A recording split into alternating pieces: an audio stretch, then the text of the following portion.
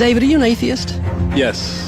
When did you become an atheist? Around age 12. Believing in God makes no sense. It's to me, it's the dumbest thing. It's for people that can't accept the fact that they're going to die and rot in the ground like I'm going to do, and it gives them some relief from that thought, because it's not the nicest thought in the world. Are you an atheist? Yes. Yes, I am. Yes. Yes. Yes, sir. Are you an atheist? I am. Yeah, I'm an atheist. Yes, I am. Alex, do you believe in God's existence? No, I do not. How long have you been an atheist? I would say probably since I was about 15 years old. So you don't believe in the existence of God? No, not really. What happened when you were 15? I started questioning things, and I really just started to think about the logic behind everything. For the most part, we are not shown the evidence for there being a higher power. If we were, I almost guarantee that almost every atheist would immediately agree to there being a higher power. Are you atheists? Yes. Why? Well, I just haven't seen enough evidence, I suppose. I grew up in a Christian family, and just over the few years during high school and as I grew up, I just realized that there wasn't a lot of evidence to support that belief system. Are you open to evidence? I think I am open to evidence. It just would have to be extraordinarily compelling, like out of this world compelling. If you could be given evidence, reasonable evidence, would you listen to it? Yeah, I would. You're someone who has no faith or no belief in a higher power or a creator, but if you were shown evidence, you would change your mind because you're open. Absolutely. Flick through the pages of the book I just put on your lap, look at the color pictures, and I'll ask you a question.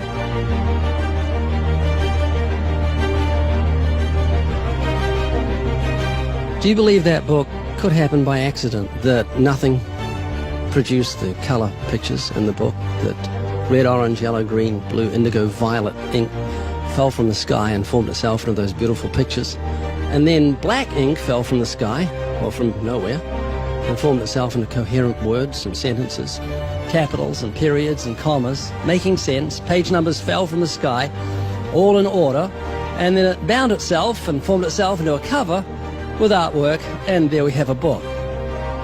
Obviously, intelligent design designed the book. Wouldn't that be correct? Yeah. Can you see where I'm going with this? Yeah. Tell me, what is DNA? What is it? Deoxyribonucleic acid. And it's what makes up our bodies and our cells and everything that makes us who we are. DNA is like our biological code, kind of like binary zeros and ones. Information about us, who we are, what makes us us, parts of us, how we look, how we're built, everything like that. Your genes instructed your cells how to make your eyes and what color your eyes should be, and your hair and your height and your personality. Scientists call it the instruction book for life. Basically. Everything that you are or ever will be made of starts as a tiny book of instructions found in each and every cell. Every time your body wants to make something, it goes back to the instruction book, looks it up, and puts it together. The book of you would have 46 chapters, one for each chromosome. Each of our book's 46 chapters is between 48 and 250 million letters long. That's 3.2 billion letters total. This is the secret language of DNA. This is the book of life. Instruction book for life. Yes. Instruction book for life. Yes. DNA is made up of genes, and genes give instructions to the cells as to how your body should grow. Did you know that those instructions, the instruction book of your DNA, just your DNA, was laid out end for end, would go to the sun and back a number of times? That book of instructions is so comprehensive. DNA is the genetic information encoded in the cell of every living thing that instructs our cells how to grow and how to function. It's our genes that determine whether our skin will be dark or light, have brown or blue eyes, or red or green or yellow, have red hair, be brunette or blonde, be tall or not so tall, or the color of our feathers if we're a bird. Whether we're humans, fish, animals, insects, or plant life, the way our bodies look and operate has all been pre-written in the amazing book of our DNA. What do you think of the mentality of someone who believes a book fell together without a bookmaker? Well, they would be crazy. Do you think a book could make itself? No, I don't. Of course not. No. Utterly impossible. Yes. If anything can happen by accident. I mean, from nothing. Wow. Couldn't happen, could it? I don't think so. It'd be impossible. It would be like saying an explosion caused everything that makes a 747 airplane to all just come together by accident without some intelligent thought behind it. That's a good point. Do you believe DNA happened by accident? No, I think that it developed over the course of many, many millennia of evolution and development. DNA exists in every living thing. Its origins don't matter. The fact that there is intelligent information tells us there must be an intelligent designer. Is this making you think? It is, and I do think about it from time to time. It's just, yeah, it's complicated, definitely. Well, DNA's complicated, but the point I'm trying to make is very simple. Book designer or bookmaker, DNA, intelligent designer. God. Does that make sense? Yes. You an atheist? I am. What would you think of the mentality of someone who thought a physical book could make itself? I think they'd be silly. Of course it can't make itself. What would you think of the mentality of someone who believed the instruction book for life, DNA, made itself? I think it'd be silly as well. It would need investigation. That's atheism. Absolutely. And what would you think of the intelligence of someone who believed the instruction book for life made itself? Low intelligence level. DNA happened by accident? Probably not too smart. DNA couldn't make itself. It's impossible. Does that make sense? Yes. Is this making you think? Yes. And what would you think of the person who believed that DNA, the instruction book for life, happened by accident?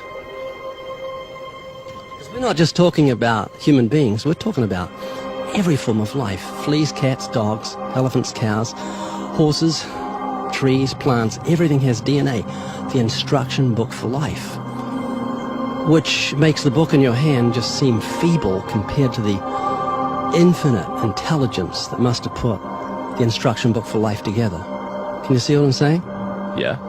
Do you believe DNA happened by accident? I believe it could.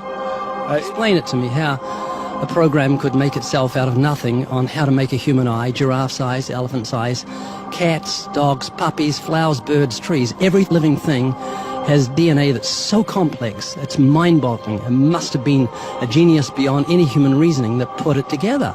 And to say it happened by chance is infinitely sillier than saying a physical book happened by chance. All I'm doing is reasoning with you. I'm not arguing. I don't want to win an argument. I'm just saying I want you to concede something that's absolute common sense.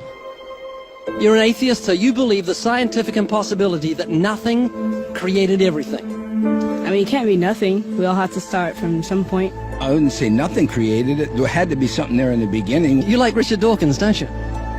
Well, I mean, yeah, I like him.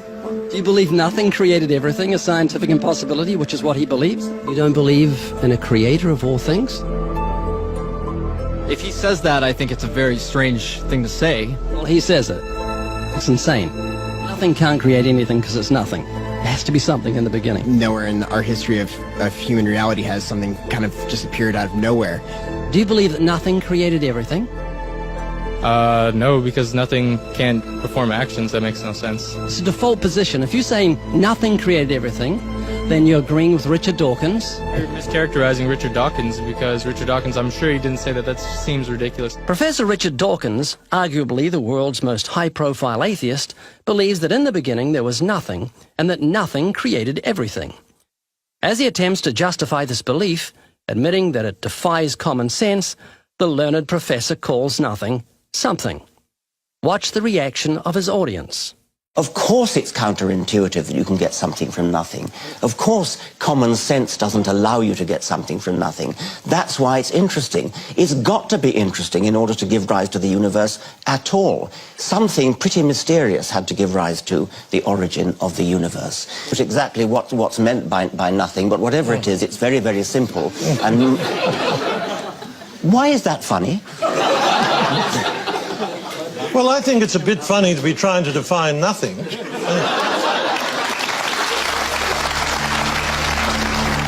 Richard Dawkins, I'm sure he didn't say that. That seems ridiculous. The audience reaction confused the normally eloquent professor because he's not used to being the object of laughter. What he didn't realize was he was talking to people who were endowed by their creator with the virtue of common sense. This was just another case where the emperor has no clothes. Someone should tell this man who has deceived millions, "You're talking foolishness." Is that what you believe? I mean, it can't be nothing. We all have to start from some point. But there has to be something that created everything. You just wasn't God. Is that what you're saying? Yeah. It's just evolution, how things became from one organism into many. But that doesn't solve your dilemma of the initial cause. There has to be an initial cause. If there was a big bang in space that from there issued cats and dogs and horses and cows, the sun, the moon, the stars, the seasons, and all this marvel of creation came from a big explosion, what caused the explosion, and where do the materials come from the explosion, and why is there such incredible order from the explosion? Every explosion I've heard of creates chaos, not order. That makes sense? Oh, yeah. This is what you're looking for if you were looking for truth. This is your information that you need to say, oh, that's logical. How could all this design from the atom to the universe, an incredible order, just happen by accident? Because an atheist actually believes nothing created everything, which is scientifically impossible. I'm trying to say, Haley, I just want you to think. You're not just a blob of nothing that came from an explosion that created order, which is against nature.